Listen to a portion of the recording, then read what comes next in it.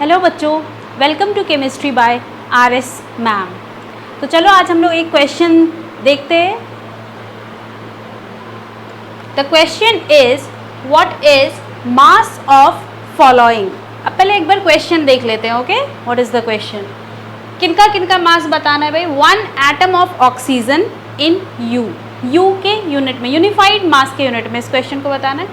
Then again next question is 10 atoms of O again in unified mass. 1 atom of H in gram, 10 to the power 5 atoms of H in gram, 6.022 into 10 power 23 atoms of carbon in U, 6.022 into 10 power 23 atoms of carbon in gram. Okay, तो इन questions का answer देखते हैं। सबसे पहले first question, अभी last video में भी इसके बारे में बताया था, ठीक है। तो 1 atom of oxygen in you, oxygen के लिए 16 टाइम्स होता है ना, ये 1/12 ऑफ कार्बन का जो मास आता है उसके रेस्पेक्ट में 16 टाइम्स हेवियर होता है। Okay, so 16 you, this is the mass of 1 atom of oxygen. Okay, atomic mass 10 atom, एक एटम का 16 यू है। 10 एटम के लिए क्या करेंगे, 10 से मल्टीप्लाई कर देंगे तो क्या हो जाएगा 160 you. Okay, next 1 atom of H in gram, 1 atom of H in gram.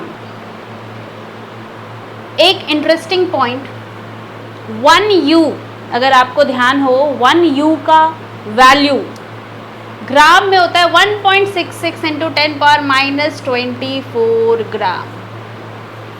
Okay, इसके बारे में पूरे अच्छे से डिस्कस किया हुआ था पिछले वीडियो में।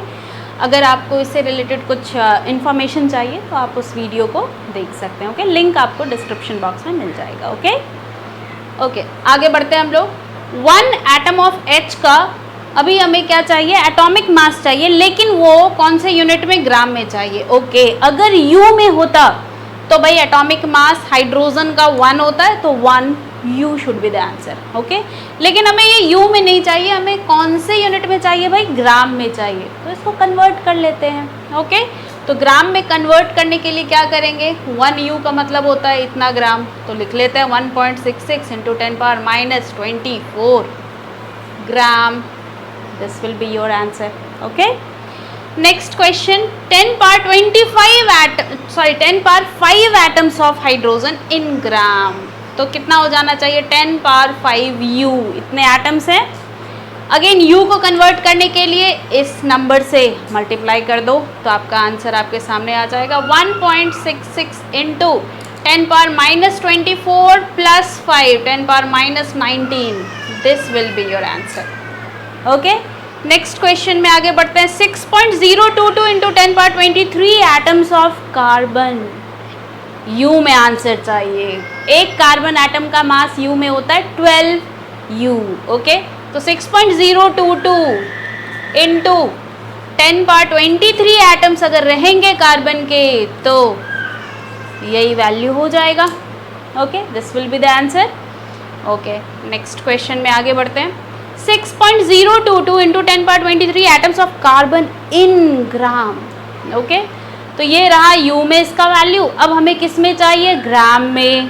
तो ग्राम में कन्वर्ट करने के लिए इसी नंबर से तो मल्टीप्लाई किया जाता था। ओके, तो कर दो भाई 6.022 इंटू 10 पावर 23। इतने सारे एटम्स गिवन है किसके भाई, कार्बन के। तो कार्बन के लिए क्या हो जाएगा 12 यू। अब इस U को भी हमें कन्वर्ट करना पड़ेगा किस में, इन ग्राम।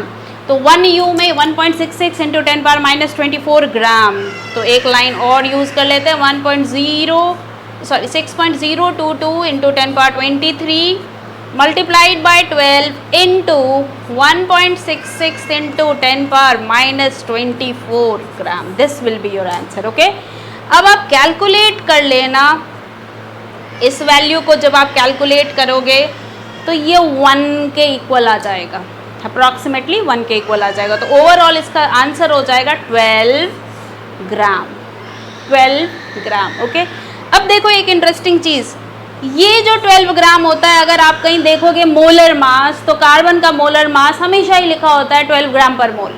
ठीक है, तो तो यही तो बात है ना, एक मोल में इतने सारे नंबर्स होते हैं। Collection of 6.022 into 10^23 number is called 1 मोल। ठीक है, what is this? This is 1 मोल। तो इसका मतलब एक मोल एटम ऑफ कार्बन का मास ग्राम में कितना आया भाई? 12 ग्राम। इंटरेस्टिंगली देखो, यही वैल्यू था इसका U में भी ना, 12U। एक एटम ऑफ कार्बन का मास क्या था? 12U। मोल में क्या बदल गया भाई? अगर आपने उसमें इतने सारे नंबर का कलेक्शन ले लिया, एक मोल ले लिया, तो वो U के जगह अब क्या हो जाएगा? ग्राम हो जाएगा। बात समझे?